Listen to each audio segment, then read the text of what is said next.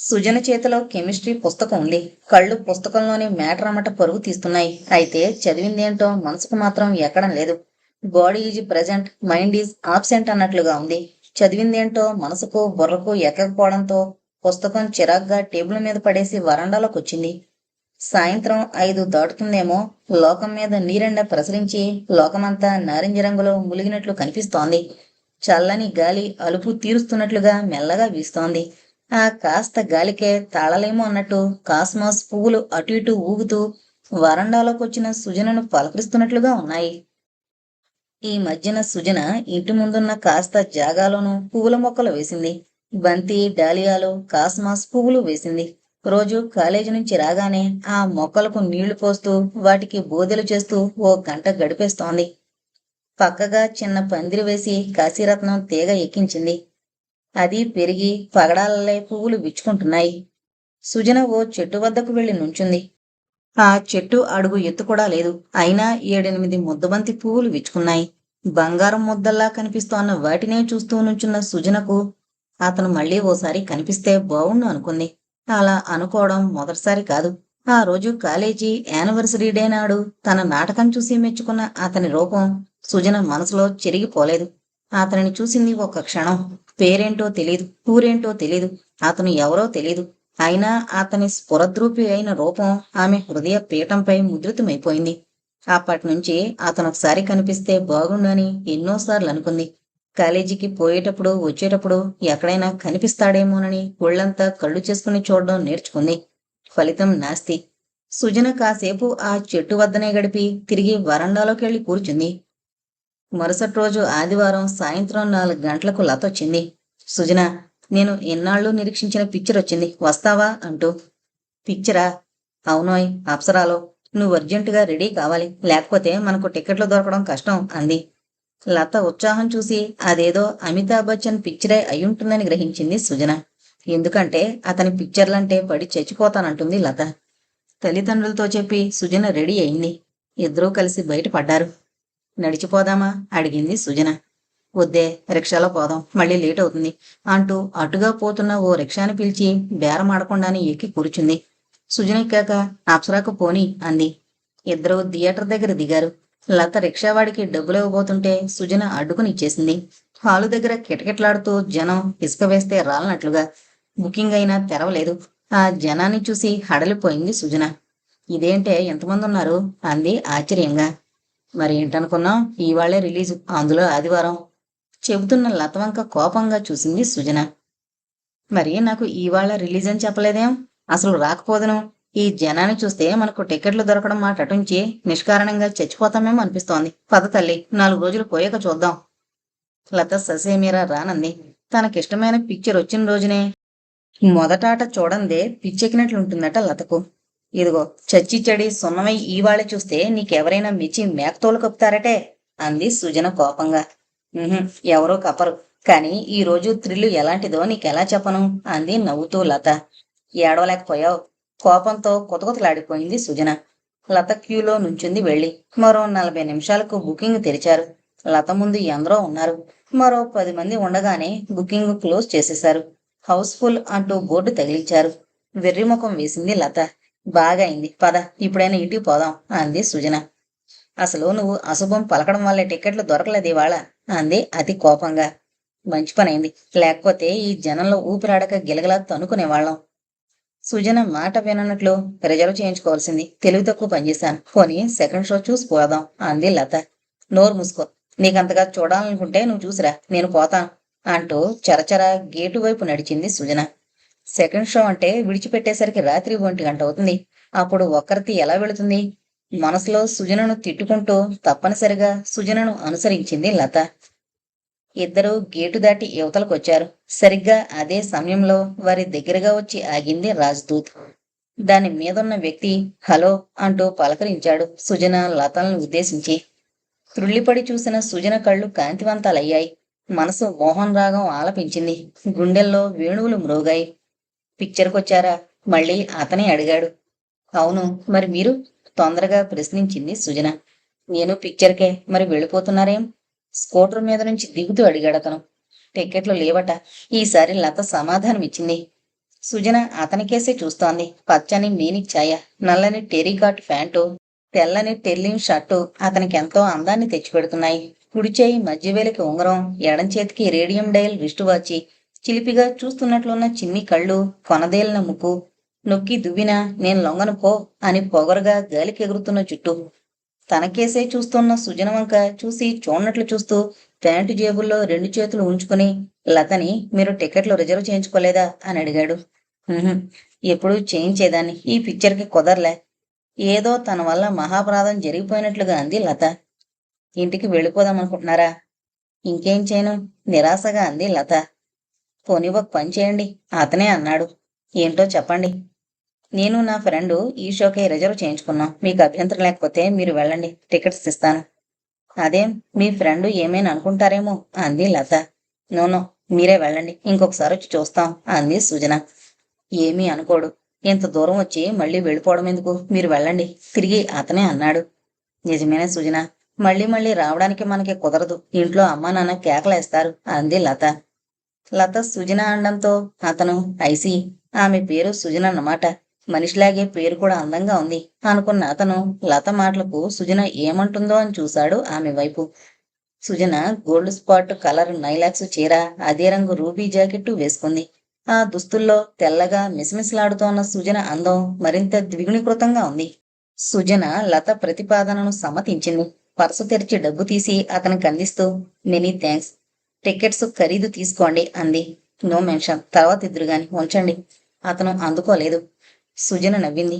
తర్వాత అంటే మళ్ళీ మీరు కనిపిస్తారో కనిపించరో. మనసులో మాట అప్రయత్నంగా పైకనేసింది సుజన. ఒక్క నిమిషం అలా చూశాడతను. పోనీలేండి, నేను కనిపించకపోయినా మీరు కనిపిస్తారుగా ఎప్పుడైనా, అప్పుడే వసూలు చేస్తాను నా బాకీని. సుజన ఎన్నడూ ఎరుగని విధంగా చిత్రంగా సిగ్గుపడింది. రావే సుజన, టైం అయిపోతుంది అంటూ లత పిలిచేసరికి వస్తామండి అంటూ సుజన అతనితో చెప్పి లతని అనుసరించింది. లోపల సీట్లో కూర్చుంటుండగా అనిపించింది, అరే అతని పేరు అడగడం మర్చిపోయానే అని. మహా తన పేరు అతనికి చెప్పినట్లుగా. She is okay father, doctor Krishna అన్నాడు. Oh good god, thank you my boy. M N Rao కొడుకుని మెచ్చుకున్నారు. నోట్లోంచి సిగారు తీసి ఓ చేత్తో పుచ్చుకుని. 1.5 రోజు స్పృహ లేకుండా ఉన్న భావానికి అప్పుడే తెలివొచ్చింది. నుదుటి మీద పైగా మధ్యపాపిడికి దగ్గరగా బలమైన దెబ్బ తగిలింది. చాలా రక్తం పోయింది. పడిన చోటు నుండి డిస్పెన్సరీకి తీసుకొచ్చేసరికి చాలా బ్లీడింగ్ అయింది. రక్తం కూడా ఎక్కించాల్సి వస్తోంది. కుట్లు పడ్డాయి బాగా. తలకు పెద్ద కట్టే కట్టాల్సొచ్చింది. Rao retired military officer. ఆయన కొడుకు డాక్టర్ కృష్ణ. ఆయన కోడలు కూడా డాక్టరే. రావు గారికి రోజు సాయంత్రం 5 నుండి రాత్రి 1 గంట వరకు క్లబ్లో గడపడం అలవాటు. ఆ రోజు అలా క్లబ్ నుంచి వస్తుంటేనే భవానీ ఆయన కారు కింద పడింది. వెంటనే ఆయనే కొడుకు డిస్పెన్సరీకి చేర్చారు. సన్నగా మూలుగుతోంది భవానీ. కొంతసేపయ్యాక బాగా మెలకు వచ్చింది. అబ్బా అంటూ చేత్తో తల మీద తడుముకుంది. తలలో విపరీతమైన బాధ, నరాలు జివ్వున లాగేస్తున్నాయి. తనిప్పుడు ఎక్కడుంది? ఆలోచించబోయిందల్లా తలలో విపరీతమైన నొప్పొచ్చి అబ్బా అంది గట్టిగానే. చూడమ్మా, మెలకు వచ్చిందా? డాక్టర్ కృష్ణ అడిగాడు మెల్లగా. "ఉమ్" అంటూ మూలిగి, నేనెక్కడున్నాను, మీరెవరు అని అడిగింది భవానీ. ఇది హాస్పిటల్. నేను డాక్టర్ని, కళ్ళు విప్పమ్మా. ఇది హాస్పిటలా? ఏం, నాకేమైంది?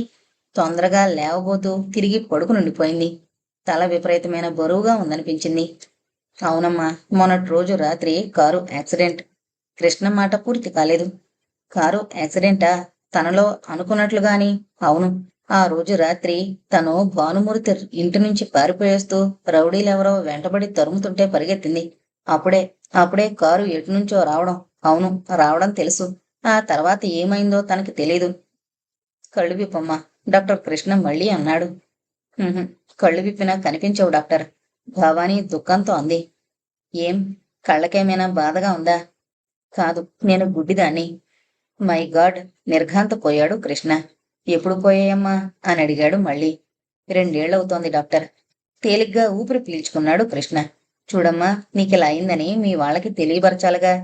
అతని మాట పూర్తి కాకుండానే సన్నగా ఏడుపు సాగించింది భవాని. ఎవరున్నారని చెబుతుంది? ఆమెకిష్టం లేదేమో తనతో చెప్పడం, కోమల్ని అడగమనాలి అనుకుంటూ వెళ్ళిపోయాడు కృష్ణ. కాసేపు అయిన తర్వాత డాక్టర్ కోమలి వచ్చింది భవానీ దగ్గరకు. మంచం దగ్గరగా కుర్చీలాగి కూర్చుంటూ, చూడమ్మా, నీ పేరేంటి? భవానీ చెయ్యిని తన చేతిలోకి తీసుకుంటూ అడిగింది.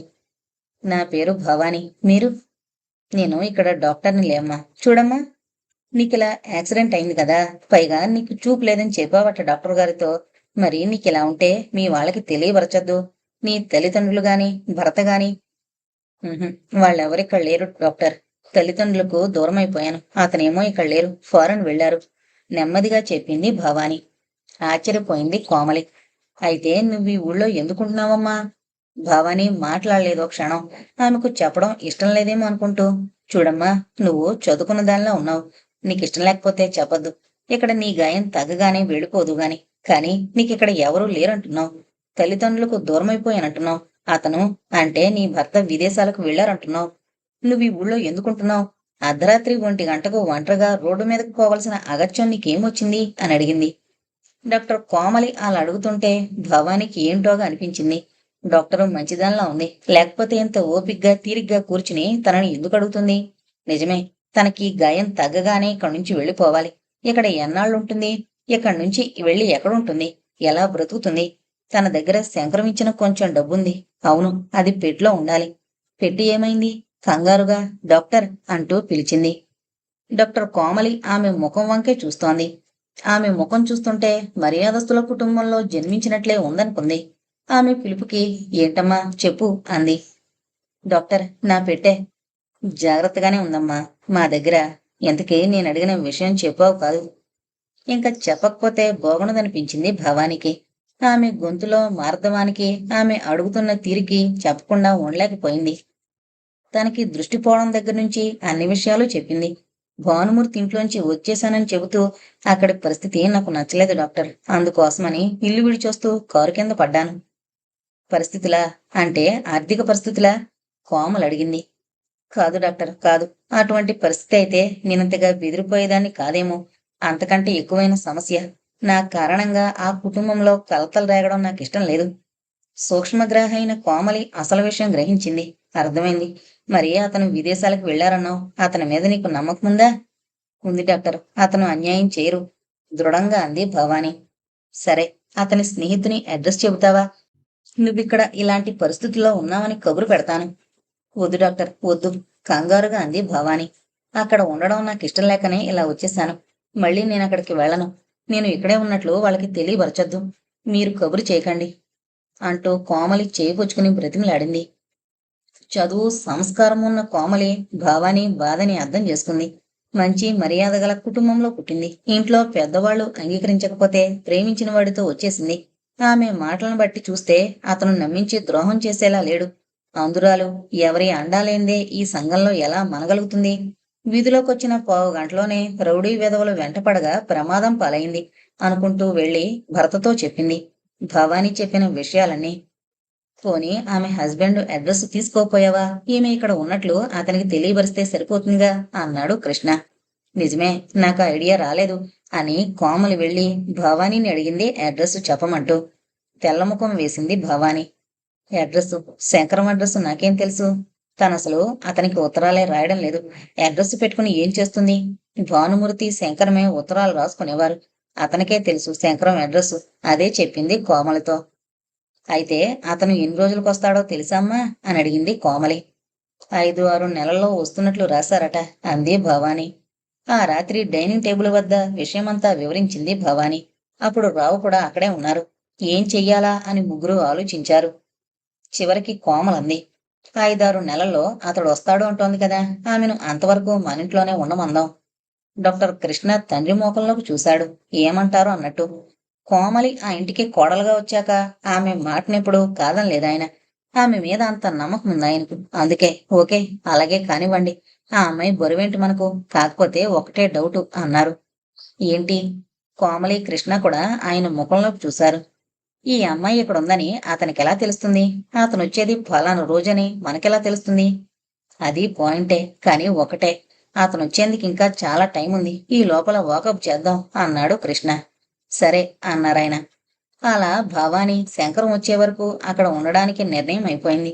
ఆ 2 అంతస్తుల మేడలో పైన సంసారం, కింద డిస్పెన్సరీలో ఉన్న భవానీ మకాం పైకి మార్చేసింది.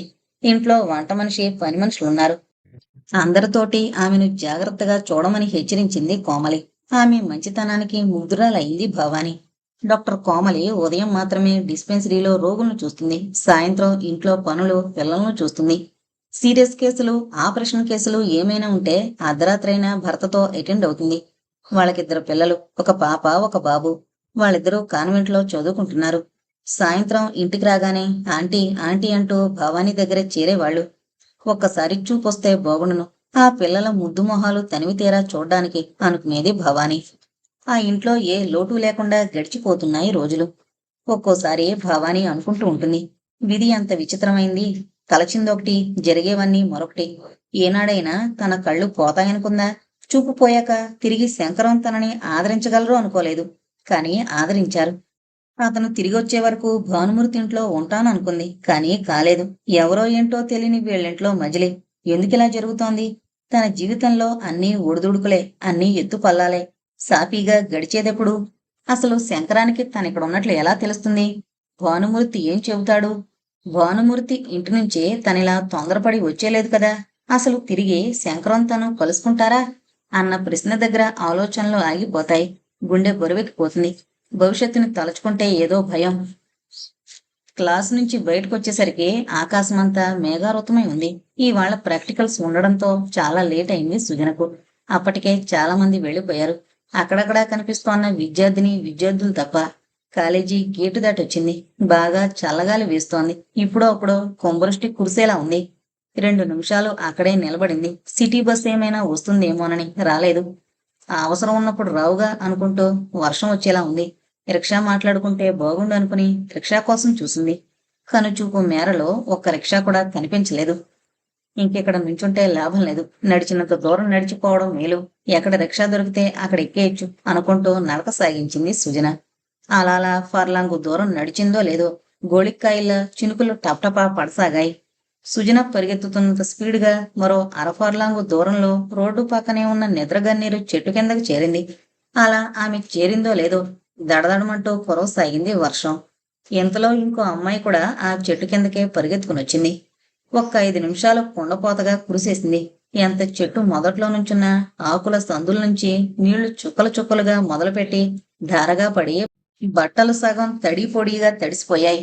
తల మీద కురుస్తుంటే పమిటి చెంగు తీసి తల మీదుగా కప్పుకుంది. పుస్తకాలు తడవకుండా గుండెలకు ఆంచి పెట్టుకుంది.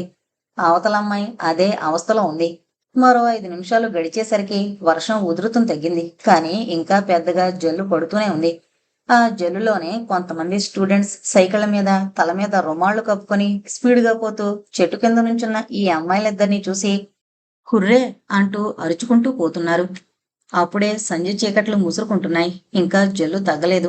సుజనకి మహా చిరాగ్గా ఉంది. రిక్షా వాళ్ళందరూ ఎక్కడ తగలడ్డారు అనుకుంది. మరో 5 నిమిషాలు అలాగే గడిచిపోయాయి. సుజన రోడ్డు పక్కగా పారుతోన్న ఎర్రటి బురద నీటిని దీర్ఘంగా చూస్తూ ఏటో ఆలోచిస్తోంది. ఆ రోజు అతను సినిమా థియేటర్ వద్ద కనిపించడమే, మళ్ళీ కనిపించనేలేదు. అతనికి ఇవ్వవలసిన డబ్బు కూడా ఇవ్వలేదు అనుకుంటుండగానే బురద నీరు చిమ్ముకుంటూ లేత నీలం రంగు కారుటొచ్చి ఎదురుగా అయింది సడన్ గా. ఉలిక్కిపడి తలెత్తి చూసింది సుజన. ఆమె ముఖం దీప్తివంతమైంది. కారులో ఫ్రంట్ సీట్లో ఇటుపక్కగా అతను, డ్రైవింగ్ సీట్లో మరొకతను. ఇద్దరూ ఇటువైపే చూస్తున్నారు. తల మీదుగా చెంగు కప్పుకుని నుంచున్న సుజన అదేదో హిందీ సినిమాలో వైజయంతి మాలలా కనిపించింది అతని కళ్లకు. అరెరే, వర్షంలో చాలాసేపటి నుంచి తడిసిపోయినట్లున్నారు, రండి లిఫ్ట్ ఇస్తాను అంటూ పిలిచాడు సుజను ఉద్దేశించి. సుజన అతని వైపు సంశయంగా చూసింది. అది అర్థం చేసుకున్న అతను, వీడు నా ఫ్రెండు, వాడిదే ఈ కారు, ఇంకా ఆలస్యం చేయకండి, ఇప్పుడిప్పుడే వర్షం తగ్గే సూచనలు లేవు అన్నాడు విండోలోంచి ఆకాశం వంక చూస్తూ. అదే నిజమనిపించింది సుజనకి. ఇంకా మారు మాట్లాడకుండా వెనక డోరు తెరుచుకుని ఎక్కి కూర్చుంది. ఎవరో వచ్చి సుజనను కారెక్కించుకోవడం చూసిన ఆ పక్క అమ్మాయికి ఈర్షలాంటిది కలిగింది. ఎందుకో సుజన కేసి చొరచొరా చూసింది. సుజనకు మట్టుకు ఆ అమ్మాయిని చూస్తే జాలేసింది. ఆమెను కూడా ఎక్కమంటే అనుకుంటూ, ప్లీజ్ ఆ అమ్మాయిని కూడా. సుజన మాట పూర్తి కాకుండానే అతను ఆ అమ్మాయి వైపు తిరిగి, రండి మీరు కూడా ఎక్కండి అన్నాడు. ఆ అమ్మాయి ఏమనుకుందో. అతను అలా అనగానే, వద్దులేండి రిక్షా మీద వెళ్ళిపోతాను. అనవసరంగా సిగ్గుతో మెలికలు తిరిగింది. సుజన ఆశ్చర్యపోయింది. ఎందుకలా సిగ్గుపడ్డాం అనుకుంటూ. పర్వాలేదులేండి, మీకిప్పుడు రిక్షా దొరకదు, చీకటి పడిపోతుంది అంది సుజన కూడా. ఆ అమ్మాయి వచ్చి కూర్చుంది. కారు స్టార్ట్ అయింది. డ్రైవ్ చేస్తున్న అతను ఎక్కడికి అని అడిగాడు. అతను తల వెనక్కి తిప్పి చూస్తూ ఎక్కడ దిగుతారు అని అడిగాడు సుజనని. నేను ట్రైనింగ్ కాలేజీ సెంటర్లో దిగిపోతాను అంది సుజన. ఆ అమ్మాయి కూడా అక్కడే దిగుతానంది. ఎదురుగా అద్దం మీద చినుకులు పడుతుంటే వైపర్స్ వేగంగా పనిచేస్తున్నాయి. మధ్యలో ఎవరూ మాట్లాడలేదు. ట్రైనింగ్ కాలేజీ సెంటర్ రాగానే ఆపాడతను. వర్షం పూర్తిగా తగ్గనే లేదు. తుపరలా పడసాగింది. ఆ అమ్మాయి తలుపు తీసుకుని మళ్ళీ వెనక్కి తిరిగి చూడకుండా ఆ పక్క సందులోకి వెళ్ళిపోయింది వడివడిగా. సుజన దిగి మెనీ మెనీ థ్యాంక్స్, చాలా హెల్ప్ చేశారు అంది ఆ ఇద్దరిని ఉద్దేశించి. నో మెన్షన్, దాందే ముందులేండి, డ్రైవ్ చేసిన అతను అన్నాడు. నేను కూడా దిగుతానురా భయ్యా అంటూ అతను దిగేశాడు. కారు వెళ్ళిపోయింది. సుజన మెయిన్ రోడ్డు దాటి ఆ పక్క సందు గుండా మరో ఫర్లాంగు దూరం నడిస్తేనే గాని ఇల్లు రాదు. రోడ్లన్నీ మురికి నీరు ప్రవహిస్తున్నాయి. చెత్త చెదారంతో రోడ్లు నిండున్నాయి. కొంత కొంత ప్రవాహంతో కొట్టుకుపోతోంది. సుజన నెమ్మదిగా అడుగులేస్తుంటే అతను వచ్చి కలిశాడు. సుజనకి ఏం మాట్లాడాలో తోచలేదో క్షణం. సన్నని తుపరలో అలా తామిద్దరూ పక్కపక్కన నడవడం సుజనకు గమ్మత్తుగా అనిపించింది. తర్వాత హఠాత్తుగా గుర్తుకొచ్చింది. పరసు తెరిచి డబ్బులు పైకి తీసి, చూడండి, మీకు ఆ రోజు టికెట్ల డబ్బులు ఇవ్వాలి, తీసుకోండి అంది అందిస్తూ. అతను అందుకోకుండానే, మీరు భలే సిన్సియర్ ఫీలోలా ఉన్నారే అన్నాడు నవ్వుతూ. అదేం మాట, బాకీ అన్న తర్వాత బాకీనే అంది సుజన కూడా నవ్వుతూ. సరే అయితే ఇవ్వండి సుజన అంటూ అందుకున్నాడతను. సుజన అతని నోటి వెంట తన పేరు విని విభ్రాంతి చెందింది. తన పేరు అతనికెలా తెలుసు? అదే మాట పైకి కూడా అనేసింది. నా పేరు మీకెలా తెలుసు? ఎలా తెలిసిందా చెప్పనా? చిలిపిగా చూశాడతను. రాత్రి దేవుడు కలలో కనిపించి, హరి, ఫలానా అమ్మాయి పేరు ఇది అంటూ చెప్పాడు. అతను నవ్వుతూనే ఉన్నాడు. చురుగ్గా చూసింది సుజన. మీ పేరు నాకు చెప్పారు? ఏంటో చెప్పండి చూద్దాం. హరి.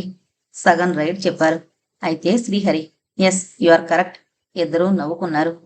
సుజన, మీకు అభ్యంతరం లేకపోతే, ఏమీ అనుకోకుండా ఉంటే అప్పుడప్పుడు మనం కలుద్దాం. వెంటనే సుజన తల ఊపుతూ అంగీకరించింది. అంతలో సుజన మలుపు తిరగాల్సి వచ్చింది. ఇద్దరూ గుడ్ నైట్ చెప్పుకుంటూ ఎవరి దారిన వారు వెళ్లిపోయారు. శ్రీహరి, సుజన. అసలు 4 నెలల నుంచి లెటర్స్ రాయడమే మానేశావు. వస్తున్నానని తెలియజేస్తే స్టేషన్కి రాలేదేమో కనీసం. గుమ్మం ముందు టాక్సీ దిగిన శంకరం అన్న మాటలు విని భానుమూర్తి ముఖం ఎత్తి అతన్ని చూడలేకపోయాడు. ముందు లోపలికి పద అంటూ తానే ముందు వెళ్ళాడు. టాక్సీలోని సామాను లోపల పడేయించి హాల్లో పడ్డాడు శంకరం. ఈ పరిస్థితిని ఎదుర్కోవాల్సి వస్తుందని భానుమూర్తికి తెలుసు. అయితే దానిని ఎదుర్కోగల శక్తి అతనిలో తక్కువ. భవానీ అలా అర్ధరాత్రి ఇల్లు విడిచి వెళ్ళిపోతుందని గాని, వెళ్ళగలదని గాని అతను కలలో కూడా అనుకోలేదు. సరోజ నోటి దురుస్తనమే, అనుమాన పిశాచమే ఆమె చేత ఆ తెగువ చేయించిందని తెలుసు. తమ సంభాషణ భవానీ చేత అంత పని చేస్తుందనుకోలేదు. తెల్లారి లేచాక ఈ విషయం విని సరోజ కూడా సిగ్గుపడిపోయింది, బాధపడింది, ఏడ్చింది.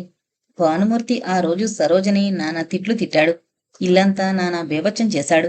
నీ కారణంగా నా స్నేహితుడి ముందు దోషిలా తలంచుకోవాల్సి వచ్చిందని వాపోయాడు. సరోజ వండినన్నం తిననని 3 రోజులు తినకుండా కూర్చున్నాడు.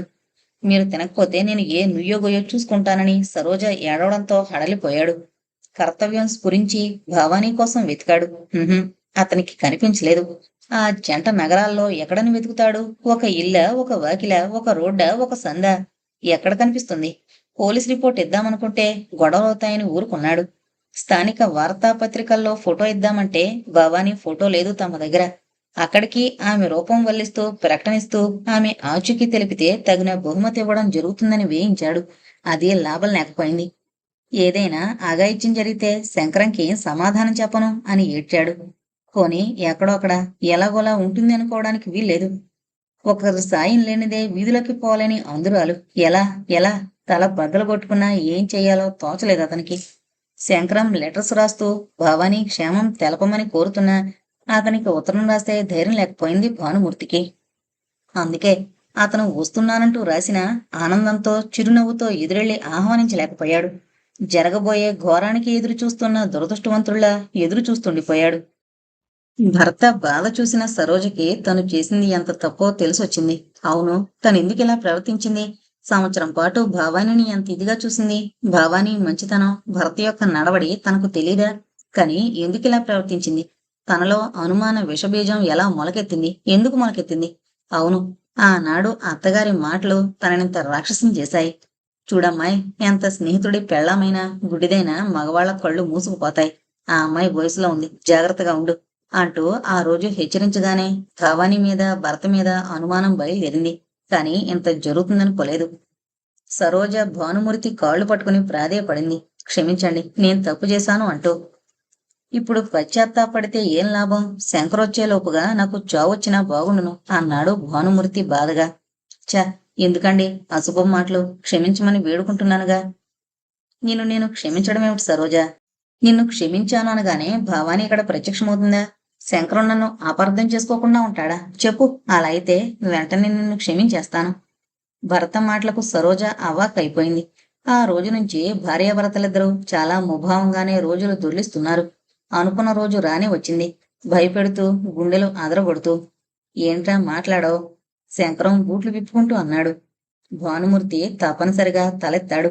జరిగింది చెప్పక తప్పదు, ఏమన్నా భరించక తప్పదు. మాట్లాడేది ఏముందిరా? ఏంటో, ఊరికి నేను లెటర్స్ రాయడం లేదు, ముందు కాఫీ అవి తీసుకో అంటూ మాట దాటేస్తూ నవ్వాడు. శంకరాన్ని చూడగానే సరోజ కాళ్ళు చల్లబడిపోయాయి. చైతన్యరహితి అయి కుప్పలా కూర్చుండిపోయింది వంటగదిలో. ఇప్పటికే భర్త దృష్టిలో తను విలువహీనమైపోయింది. ఇంకా అతనెంత అసహించుకుంటారో. మోకాళ్ళ మీద తలపెట్టుకుని కూర్చున్న సరోజకు కాఫీ తీసుకో అంటున్న భర్త మాట విని తప్పనిసరిగా లేచి కాఫీకి నీళ్లు పెట్టింది. ఇటు సరోజ, అటు భానుమూర్తి ఎదురవబోయేదానికి మానసిక శక్తిని చేకూర్చుకుంటున్నారు. శంకరానికి ఇదంతా చాలా ఆశ్చర్యంగా అనిపించింది. తన ఉత్తరాలకి జవాబు ఇవ్వకపోతే ఏమోలనుకున్నాడు. స్టేషన్కు రాకపోతే వీలు కాలేదేమో అనుకున్నాడు. ఇప్పుడు వాడి వరస చూస్తే మాట్లాడడానికే భయపడుతున్నట్లున్నాడు. తనని చూసి ఎగిరి ఆనందంతో కౌగులించుకుంటాడు అనుకున్నాడు. వాడు తనని చూసి బెదిరిపోతున్నట్లున్నాడు ఎందుకో. సరోజ కాఫీ పట్టుకొచ్చింది శంకరానికి. ఆమెను చూస్తూనే ముఖం ఇంత చేసుకుని బాగున్నారా అంటూ అడిగాడు. బాగానే ఉన్నాం అతని ముఖంలోకి చూడకుండానే చెప్పి లోపలికి వెళ్ళిపోయింది సరోజ.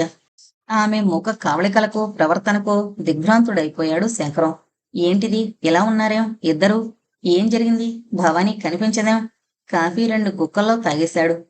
భాను, ఏంట్రా, ఏంటి మౌనం, ఎందుకలా ఉన్నావు అని అడిగాడు నెమ్మదిగా. ఎలా ఉన్నాను? నీరసంగా అన్నాడు భాను. ఒక్క క్షణం నిశితంగా చూశాడు అతని వైపు. తర్వాత భవానీ ఏది అని అడిగాడు. అంతవరకు ఆమె కనిపించకపోవడంతో. శంకరం, నువ్వు నన్ను క్షమించాలి. సూటిగా చూసిన అతని కళ్ళల్లో నీళ్లు.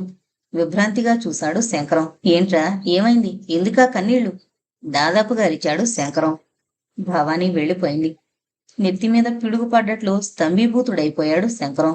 గది, గోడలు, భానుమూర్తి అన్నీ గిరగరా తిరిగిపోతున్నాయి. చెవుల్లో శంఖం చెవి దగ్గర పెట్టుకుంటే వినవచ్చే సముద్ర హోరు లేచింది. భవానీ వెళ్ళిపోయిందా? ఎందుకు? ఏమో, తొందరగా అనేశాడు భానుమూర్తి. ఎక్కడికి వెళ్ళింది? ఏమో.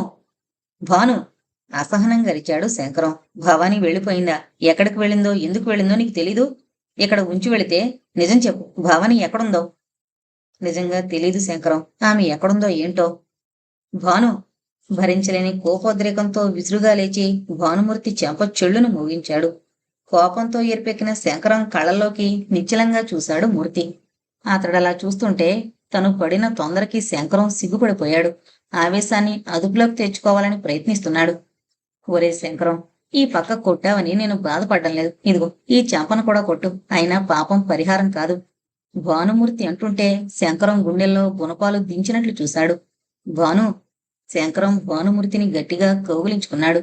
భాను కంటినీరు శంకరం షర్ట్ని తడిపేసింది. చెప్పరా భాను, భవాని ఎందుకు వెళ్ళిపోయింది? ఎక్కడికి వెళ్ళిపోయింది? ముందు చెప్పు పిచ్చిగా అడిగాడు. లోపల సరోజ తన కారణంగా శంకరం చేత భర్త చెంపదెబ్బ తినడం విని కుంగిపోయింది. ఏదో నిర్ణయానికొచ్చినట్లు ఒక్క ఉదుటున ముందు గదిలోకొచ్చి, చూడండి, భవానీ ఇంటి నుంచి వెళ్ళిపోవడానికి కారణం నేను, నన్ను అడగండి, ఆయనకేమీ తెలీదు అంటూ సిగ్గుతో బాధతో తలెత్తలేక కంటి వెంట నీరు ధారావాహంగా కారిపోతుంటే జరిగిందంతా చెప్పింది. అంతా విన్న శంకరం చలనం లేని మనిషిలా అయ్యాడు.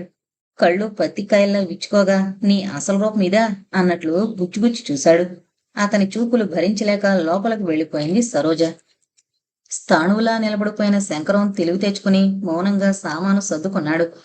తిరిగి బూట్లు వేసుకున్నాడు. అంతా చూస్తూనే ఉన్న భాను మాట్లాడడానికి ధైర్యం లేకపోయింది. ఎక్కడకు వెళుతున్నావు, అవన్నీ ఎందుకు సర్దుతున్నావు అని అడగాలని ఉందతనికి. కాని ఏదో అదృశ్య శక్తి అతని కంఠాన్ని గట్టిగా నొక్కేసింది. శంకరం అలా మౌనంగా మంచితనంగా ఉండకుండా ఏదైనా కత్తి తీసుకుని తన గుండెల్లో దింపరాదు అనుకున్నాడు బాధగా. అంతా అయ్యాక, బాను, నేను వెళుతున్నాన్రా. నువ్వు చేసిన సహాయానికి చాలా థ్యాంక్స్. శంకరం గొంతులో జీర ధ్వనించింది. భానుమూర్తి ఎక్కడికి అని అడుగుదామనుకుని పెదాలు విప్పబోయాడు, కాని మాట పెగల్లేదు.